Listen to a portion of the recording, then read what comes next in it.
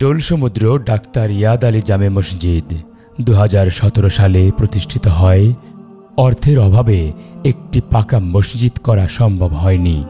বাঁশের খুঁটি, টিনের চাল, টিনের বেড়া দিয়ে নির্মাণ করা হয়েছে 5 ওয়াক্ত সালাত আদায় করার জন্য এই মসজিদটি। নিয়মিত এখানে 10 থেকে 15 জন জামাতে নামাজ আদায় করেন। জুমার নামাজ আদায় করেন প্রায় 100 জন মুসল্লি। এই গ্রামে তেমন মসজিদ ছিল না। আমাদের থেকে প্রায় আধা কিলো দূরে একটি মসজিদ, যেখানে যেতে 15 থেকে 20 মিনিট, 20 থেকে 25 মিনিট সময় লাগতো। এখন আমরা প্রায় দীর্ঘ 7 বছর আগে এখানে একটা মসজিদ করেছি 2017 সালে।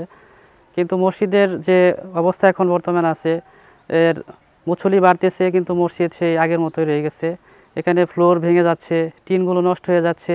আমাদের একটা মাত্র টয়লেট, সেখানে সমস্যা। অজুখানা, ছোট একটা অজুখানা আছে। তো সেই ক্ষেত্রে আমাদের নিজের অর্থায়নে করা সম্ভব হচ্ছে না। আমাদের ছাপড়া মসজিদ আমরা করতে পারতেছি না। আপনারা যদি করে দেন তাহলে আমরা খুব খুশি হব। আল্লাহর কাছে দোয়া করুন, আল্লাহ আপনাদের যদি তৌফিক দেয় তাহলে আমাদের মসজিদটা করে দেওয়ার জন্য অনুরোধ রাখতেছি। বাংলাদেশের মানুষ জন্ম থেকেই ইসলাম প্রিয়। আল্লাহর সান্নিধ্য লাভের আশায় মসজিদ প্রতিষ্ঠার স্বপ্ন থাকে ছোটবেলা থেকেই।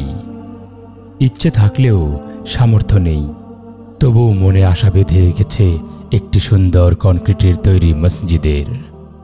মহান আল্লাহ এই নামাজি বান্দাদের মনের আশা পূরণ করুন, আমিন।